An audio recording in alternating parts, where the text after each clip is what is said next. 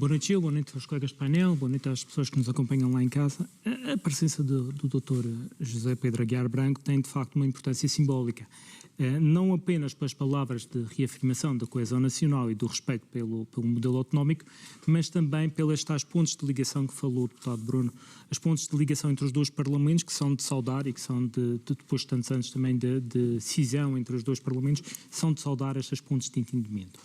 Mas o Gil pegou aqui, aliás, só antes de pegar nisto, há aqui uma primeira nota, que eu lamento apenas, e acho que é importante também destacar este pormenor, lamento apenas que numa sessão solene com esta importância simbólica, que de facto não tenha existido a representação do Governo Regional, que foi convidado... Aliás, essa era uma questão que tinha aqui para colocar numa segunda ronda, mas... Não compareceu. Mas tudo bem, já agora... Não, era só mesmo esta nota, acho que de facto, dada a simbologia, dada a importância, dada o ato solene que se vivia naquele momento, faria todo o sentido ter uma presença As razões de agenda do próprio Governo não justificam... De todos os membros do Governo, parece-me um pouco estranho que todos os membros do Governo não tivessem disponíveis, nenhum dos membros do Governo tivesse disponível. Acha que ficou mal o Governo? O secretário estar a dizer que só tinham mandado um secretário e não o Presidente do Governo. Não, eu acho que quando existe membros do Governo, secretários regionais, para, com todo o respeito, inaugurarem lojas de animais, veterinários e etc., e não vem uma sessão solene dos 50 anos de autonomia, acho que é um facto que é destacável e é lamentável, acima de tudo. Mas falou aqui dos discursos que se ficam pelas palavras bonitas e que acabam por não ter consequências práticas. E, de facto, isso é Não sabemos, temos que esperar, não é? Temos que dar o benefício da dúvida, se calhar. A questão é que a experiência diz-nos, e aliás, vimos isso no próprio Orçamento de Estado, que foi colocado na Assembleia pelo partido do qual pertence também o Presidente da Assembleia, que desvaloriza uma série de questões. Lembramos que ontem o Presidente da Assembleia da República esteve com a Presidente da Assembleia Legislativa Regional numa reunião onde falou do Centro Internacional de Negócios, onde falou da importância do Centro Internacional de Negócios, das questões da competitividade, das questões da estabilidade e da credibilidade do Centro Internacional de Negócios. O que é que se vê no Orçamento de Estado? Continuam a menosprezar o Centro Internacional de Negócios e, na prática, apesar de versar em papel de lei, continuamos a deixar, aliás, apesar de termos a oportunidade de versar em papel de lei, continuamos a menosprezar aquele que poderia ser, digamos, uma alavanca a par do turismo, ou uma alternativa ao turismo em termos de estabilidade económica da região. Quem fala do Centro Internacional de Negócios, gostava de dar apenas só mais 3 exemplos também para não ser exaustivo, falamos também no propalado de helicóptero. Quem se lembra, ou quem não se lembra, de Miguel Albuquerque, na altura do governo de António Costa, é dizer que a República deveria de assumir o combate aéreo na Madeira. Eu concordo, mas tinha a oportunidade de o fazer neste Orçamento de Estado e não o fez. Tinha a oportunidade de trazer o segundo helicóptero prometido por Miguel Albuquerque, que iria estar em funções no dia 1 de julho, não o fez. Não está no Orçamento de Estado. Mais uma vez, desprezou-se a Madeira e ignorou-se. Das palavras bonitas estamos cheios. Já leremos mais à frente, precisamente, para as questões mais ligadas ao Orçamento do Estado. Mais uma questão, e depois se calhar voltávamos a este tema, mas a questão é, não nos basta de receber com pompa e circunstância e com jantares e com banquetes os altos dignitários, as altas figuras de Estado, é preciso que essas figuras estejam de facto comprometidas com os modelos autonómicos e comprometidas com a causa autonómica. Sara Madalena, também como é que a deputada do CDS vê esta visita do Rafael? Queria acrescentar qualquer coisa? Não, é só para acrescentar que em momento algum nós menorizamos o ato solene da vinda do Sr. Presidente da Assembleia. Nós queremos é que não seja apenas uma visita institucional para a fotografia e que se crie realmente algo a partir desta visita, que realmente as reivindicações madeirenses venham a ter bom porto. Em relação à Lei das Finanças Regionais, eu recordo que esta Assembleia já fez o seu trabalho. Houve um documento que saiu desta Assembleia a caminho dos Açores, com unanimidade de todas as forças políticas lá presentes, e que o nosso trabalho está feito. Agora, cabe também ao Governo açoriano e depois, posteriormente, aos partidos que têm representação, todos os partidos que estão cá nesta mesa têm representação na Assembleia da República, cabe realmente dar o passo de facto, dar o carimbo final nas reivindicações em termos da Lei das Finanças. Ou seja, para o ano será, digamos assim, razoável que se tenha uma nova lei? Neste momento, eu também não sei como é que está o processo açoriano, sinceramente desconheço neste momento o processo açoriano. Mas já ouvimos quase que declarações de parte a parte, quase que é melhor que cada região ter a sua lei. Se assim for, se assim decidirem, o nosso trabalho está feito. Uma vez mais, a Assembleia emitiu um documento que poderá ser perfeitamente adaptado pelo Parlamento açoriano, e se não entender, perfeitamente adaptado, naturalmente, apenas à Lei das Finanças específica da região autónoma da Madeira. O que eu alertava ainda há pouco é que, de facto, não podemos ficar apenas por estes clichês e por estes pós-perlim-pim-pim parlamentares, em que é tudo muito bonito, mas na prática, na hora de legislar, e o Orçamento de Estado é uma lei, o que é que acontece? Os madeirenses são ano após ano, são traídos por quem está na República, são traídos por quem governa o país. Ora, Já lá iremos às questões do Orçamento de Estado, mas este ano, por exemplo, eu dou-lhe um exemplo muito as transferências este ano foram maiores do que o ano passado. Neste momento houve, de facto, transferências, houve um acréscimo de 70 milhões, 74 milhões. Não foi um euros. acréscimo, o acréscimo é mais 14 Foi um milhões. valor extraordinário para compensar a questão da lei das transferências regionais. Mas eu recordo-me perfeitamente de um PSD que antigamente reivindicava a equiparação dos valores com os Açores e neste momento esse PSD desapareceu. Já ouvimos declarações de dirigentes do PSD dizer que houve aqui uma discriminação em relação à Mas Madeira. eu ouvi, foi um líder de um PSD numa arruada no Funchal, Miguel Albuquerque, a dizer que todos os compromissos com a República tinham sido assumidos neste Orçamento de Estado. Eu fiquei completamente pasmado. Lembramos, por exemplo, do artigo 154 do Orçamento para este ano, do Ferri, do bendito Ferri. Tivemos notícias hoje sobre isso, não é? Comprometeu-se a avançar com o concurso do Ferri. Afinal, não retirou. Lançar os procedimentos. Toma as diligências necessárias para o lançamento de um concurso público internacional. Um concurso público internacional. Que é que vem mais à frente? Determinando as respectivas indemnizações compensatórias e todas as condições operacionais e logísticas. Fazer como o JPP quer fazer, que a região tem o custo do... Não. Nós, inclusive... Nós não queremos. O Sr. Deputado não estava na Assembleia nessa altura, na altura em que o documento foi aprovado. E isso é o que o JPP quer. Nós não queremos isso. O JPP votou a favor de que o valor também fosse assumido pela República, embora tenho de afirmar aqui que nós temos uma perspectiva diferente em relação ao Ferri. Nós achamos que o Estado, nem o Governo, necessitam de pôr um euro que seja na operação, porque a operação é viável, e nós fomos até Canárias reunir com os armadores e tivemos esse compromisso com os armadores. Mas essa é uma velha questão que merece uma pergunta. Então porquê é que não vem? Então, porque é que não fazem? A linha está aberta. Não, Exatamente pelos obstáculos. Não precisam de contrato de serviço público, é vir e operar. Basta ler o caderno de encargos do último concurso público. Não é preciso concurso público. A linha está aberta. Está aberta. Está no caderno de encargos. Na altura em que o armador fez umas questões ao Governo Regional, nomeadamente para a utilização da rampa no Porto do Funchal, e foi obstaculizado de utilização da rampa. Não queriam o armador. Tanto é que já tivemos Ferri, portanto. E estas palavras não são do JPP, são dos armadores. Os armadores dizem claramente que foram obstaculizados aqui no Funchal. E isso é público, isso vem inclusive nas notícias. E eles continuam a reforçar essa medida. Essas reuniões secretas, nunca vemos. Não são secretas, não são secretas. Não são secretas, ponto 1, não são secretas. Ponto 2, se tiverem dúvidas, vão reunir com eles. O Governo Regional nunca saiu da Madeira para reunir com armadores. E é este o problema. Nós poderíamos ter a operação cá. Eu já vi um secretário do Governo Regional a pedir ao seu líder parlamentar pode tentar o número de telefone da pessoa com quem falou lá em Canárias. Está a ver, olha, o Governo Regional pede aos deputados que o número de telefone, está a ver a diplomacia comercial que existe aqui. Mas, Sr. Deputado, pode tentar imagino que o JPP já fez chegar esse contacto ao Governo Regional, não é preciso. Pode tentar atirar areia para os olhos, pode tentar desvalorizar a questão. Percebeu o sarcasmo, o que se coloca aqui, penso que não era preciso explicar. O que se coloca aqui é que poderia existir um procedimento de diplomacia comercial entre Canárias e a Madeira, em que poderia-se voltar a ter cá o ferry com a passagem por... Sim, mas a verdade é que em relação à questão do ferry, portanto, e nunca foi feito. Vimos que há vimos que já há trabalho em curso. Não, a questão é essa, é que não há trabalho em curso. Mas há um empurrar pela barriga. Então é um valor para um estudo que terá sido encomendado, não? Pois, mas o que estava na lei anterior não era um valor para um estudo. Era o lançamento de um concurso. Mas quando o Governo dizia que vai desenvolver diligências para... O que acontece é que há um ano atrás o Governo comprometeu-se a lançar a Operação Ferry, e hoje volta atrás, faz marcha atrás, e curiosamente faz depois... Do seu ponto de vista, não faz sentido o Governo desenvolver este estudo? Depois de tantos estudos que já houveram, depois de tantas, inclusive de concursos que houveram cá na Madeira, depois da operação que já cá veio duas vezes... Não é preciso estudar, do seu ponto de vista. Era só abrir o concurso e já está. O que estamos a fazer com o concurso é empurrar com a barriga. Estava a ouvir a opinião dos outros deputados aqui presentes. Mas só terminar isso. É porque é exatamente isso. Este estudo, quando é que é anunciado? Depois das eleições regionais. 5 dias depois. É anunciado 5 dias depois das eleições regionais, das eleições autárquicas. 5 dias depois. E depois, o que é que acontece neste momento? Guardaram essa surpresa desagradável, porque comprometeram-se há um ano atrás com uma operação férrea, hoje comprometem-se unicamente com um estudo e vamos a ver se é viável ou não, e vamos a ver se vai... E já estamos a entrar em matérias relacionadas com o Orçamento do Estado, Sara Madalena, relativamente ao Orçamento do Estado e sobretudo na parte que diz, relativamente à questão do centenário. Eu hoje estou com Rafael Nunes. Ele passou a Bruno. Hoje está difícil. Bom, é isso, penso que já foi dito.